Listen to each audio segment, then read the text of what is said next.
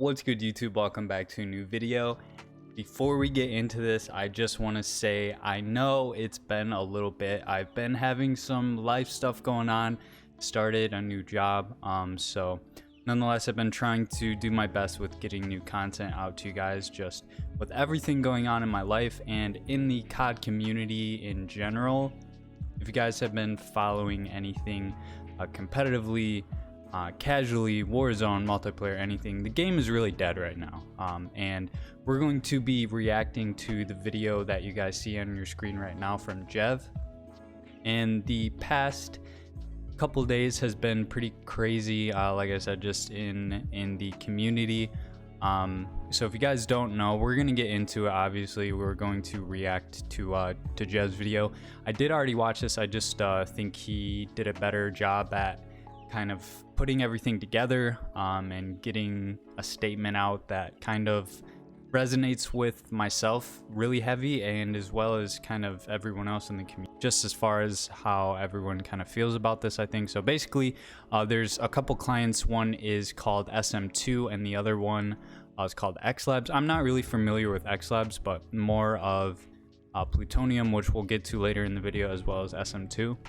And basically these are clients that allow players, or they allowed players rather, to play old Call of Duty. So SM2 is basically a collaborative game, third-party client that had like all the OG maps, weapons, and basically you could use like the L96 on terminal, or you could use the DSR on shipment, basically stuff like that. So basically, as you guys can see on your screen right now, and like I said, we're gonna get into it, but Activision basically sent a cease and desist letter to XLabs and SM2, and Plutonium is probably on the way. But yeah, guys, there are really no other ways to play these older games now. So yeah, guys, let's just jump into Jev's video, because like I said, he does a better job at kind of concisely putting everything together. You guys know Jev. If you don't, I've been living under a rock.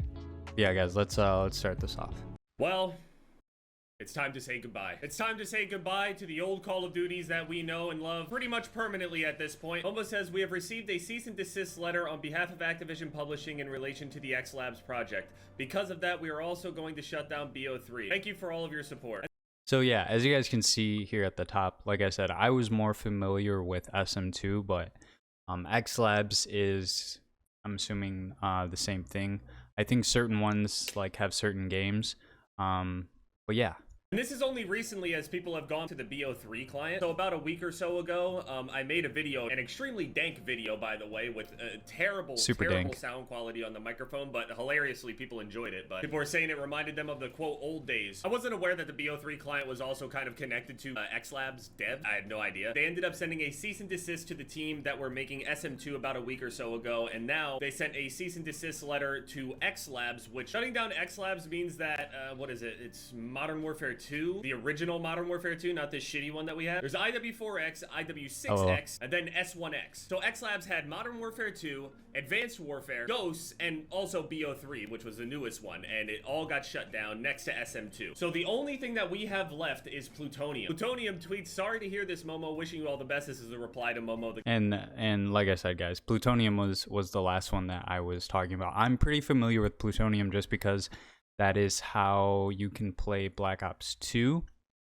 And we're going to get into it a little later in the video, but I was kind of under the impression that you could play all of these still on Steam, but I guess it's not safe.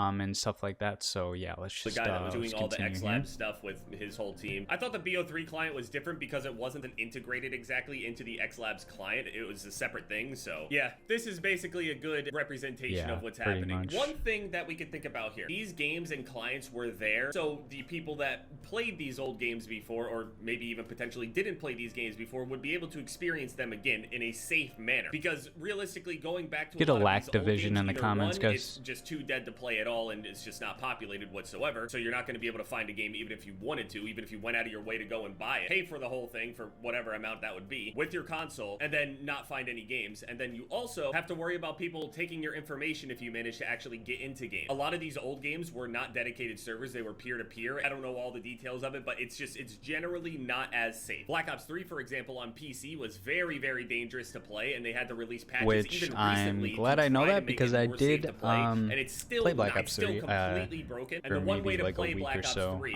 from is, Steam on my well, computer, gone. so. If we go and try to click on the X Labs website, it's gone. Everything's gone, man. So with that getting shut down, the BO3 client shut down, the SM2 shut down, I was like, well, it's only a matter of time until Plutonium's gone, man. It really is. Plutonium housing some of my favorites, realistically. You got Modern Warfare 3, Black Ops 2, you got the zombies and modding community that's also affected by this whole thing. I'm not even going to be able to go into myself. I don't even recognize the amount of damage that is done here in this scenario. The people that could safely go and play zombies with that server, it's gone. All we have left is Modern Warfare 3, Black Ops 2, Black Ops 1, and World at War. There are other smaller servers out there, but again, as soon as we popularize it or make it known to anybody and just play it ourselves, or anyone makes content on it, it's probably over. Someone says, don't tell me you guys are next. They said, we have no idea. We just wish we could talk to somebody at Activision to know what they are happy with and what they are unhappy with. We are already planning a few changes that we feel may help. I swear, wasn't it X Labs or BO3 that was like going out of their way to change a couple things that potentially could have been pushing people towards ways to get the game that Activision doesn't want? I was thinking like maybe the money or like the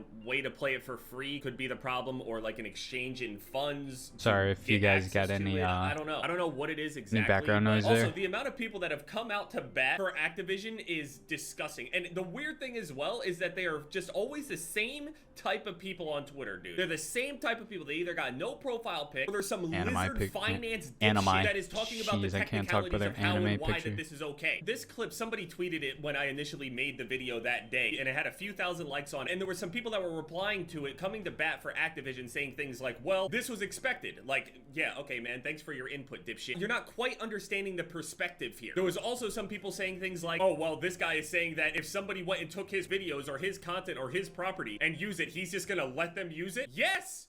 Yes! Do you know how many copyright notices that I get? And I'm not gonna go out of my way to take all that shit down. Number one, because it's virtually harmless. And honestly, it's very flattering that the guy would think myself, a singular individual, is somehow comparable to a multi-billion-dollar company. Me as an individual, my quote, business, which in theory, if somebody was taking something from me or profiting off of me, would take a larger sum out of my pocket. Activision literally bleeds this cash out of their pockets because they don't have pockets big enough to even fill. One of the things I wish I could change in this clip was when I said that Activision was scared of these modded clients. They're not scared. They simply don't want them to exist. This is a spiteful thing. You would think that. Yeah, so I want you guys, if you guys have been spacing out and don't really understand, basically there's these clients that allow the community to go back and play old games that we can't anymore because they're on console. As you guys know, a majority of the player base is now on PC. So basically these clients allowed, you know, a small community of players to go back and enjoy the games. Like Jeff said, if you've never played those games, you can go and enjoy them now, because playing them on console is unsafe, which I kind of knew, but at the same time I didn't. But yeah, if you guys haven't been paying attention in the video up until now, I want you guys to really pay attention to this part, because I thought he hit it right on the nose with this point. So that this would be a thing where it's like, oh, well, maybe they're going and taking down all these things because they maybe have this plan where they're trying to make something similar to this, where they bring back all the old games on their own client and they can make it their own profit because they see that there's a player base there. But the sad reality of that, the few thousand people that would play across every single one of these servers, they're hurt that publicly people are having more fun with these old products and they're mad that they can't profit off. That's really what it comes down to. It's not even a large portion of their money. It's not actually doing anything damaging to them. It's not a large enough sum for them to swing down like this. And yet here they are. And this is why I say you just shouldn't care if they get stolen from. You shouldn't care if they fail at something. You genuinely should not care, because them taking a loss is just them not having a brand new record high sale in profits. That's their failure. $1 billion in the first week. Let me remind you guys, $1 billion in the first week. Modern Warfare 2 this year, not 2009 Modern Warfare 2, like you guys forgot, they made $1 billion in the first week during the release of this game, and look at the state that the game is in now. I mean, we just got Warzone ranked, sure, but the thing is in beta, bro. Like, let's continue. Failure is that they don't hit a new record So insane, year over bro. year. They've been functioning for well over a decade straight on a fraction of that. They don't need this. This is a personal attack to people that actually like this shit. It feels so insanely personal. So when somebody goes and says, oh, well, you wouldn't like it if someone stole from you. First of all, it's likely that at least like 90%, 80% of the players that are playing this bought and played the original versions of these games on console. We had already paid for it. These servers are minuscule to them, and they are still shutting them down. That's why you can't compare one individual to a multi-billion-dollar company. They're mad they can't profit off of this. It's hard to summon up all the strength and shit and also try to match that other video that I already made talking about this with them shutting it down with the dankest mic possible, but I feel like it's probably only a matter of time. People are hoping that some of the changes to the ways that you can get the games and stuff like that will be able to, you know, prevent the shutdown, but I really don't think that that's it. I genuinely just feel like it's pretty much an attack on this entire community of players that like this. It's an attack on the modding community, the zombies community, and they want you to play the newer, more profitable versions of their games so they're able to make more off of you. 100%. They just want to shove bundles and skins and everything down your throat. Like, and it's not even a good game. Like, I could get it if, like, it was a good game. We got dev support. We got the things that we've been complaining about since the release. We got Dead Silence. We got Red Dots. We got just general dev support and feedback from the devs. Like, competitive is garbage. Warzone's garbage. Ashika is... it's mid. Like, there still needs to be things that need to be changed, you know. So, and basically what Jeff was saying is, you know, they're not doing this because, you know, they're working on their own project. They're just doing it because there's a small, and I don't even know how much a percentage of the Call of Duty community, if you took the Call of Duty community as a whole, put that into a percentage of players that are on these old servers, is probably not even 15%. It's probably like 10, 15, 20%, somewhere in there. So it's not like, you know, they're losing out on their player base. And the only reason is because, yes, most of them miss the game, but it's because this year's game is trash, man. And it's just sad. So there's one more point I want to cover, and Jeff kind of talks about. Which makes sense as a business, but again, understand, don't feel bad for the said business. They don't need to have record profit. They're already operational. And again, also understand that I'm not talking about the developers in this situation. I understand not the that devs, sometimes bro. I definitely get it mixed up and could be some, but the whole business majority aspect of it it's not versus on the devs, the developers you know, it's the themselves. corporate But in this suit and scenario, ties for this sure. is all business. This is all corporate shit. There's no developer that's out there like, yeah, take all these servers down, fuck them. Because those developers understand the amount of work that went into these games and people are still appreciating it. And Activision is shutting down ways for people to appreciate that work, to show off that work, to have a reference to how things used to be. It's a time capsule into the Dual past to how games used FMG9s, to be. bro, And the it shines a light nostalgia. on how profit hungry all of their games are now. They're not games, they're not passion projects anymore. They're just a way to make cash. Everything just compounds to make a very, I do very hate the gold clear in this picture. game, Complex though. picture. The but a gold very in Modern clear Warfare one. I'm gonna 3 say is it so like this. dull, If bro. you still feel like going to bat for them, they have the rights to take it down. But they're not in the right. It's simply mean-spirited. It's unnecessary. Man, a part of me feels like now that I've gone back to this and actually used some of the red guns on this game, I'd realize how much I really just did not use any of the other All the weapons on calling these cards, games. I the wasn't doing emblems. any This game camo was- grinds or this anything game was like that. good, There bro. wasn't an overall mastery camo. It was just sniping. Like, by hundreds of thousands of kills were just through MSRs, Bear 50 cals, AS50s. I'm trying to play this now and enjoy it now while I can. I mean, even a part of me...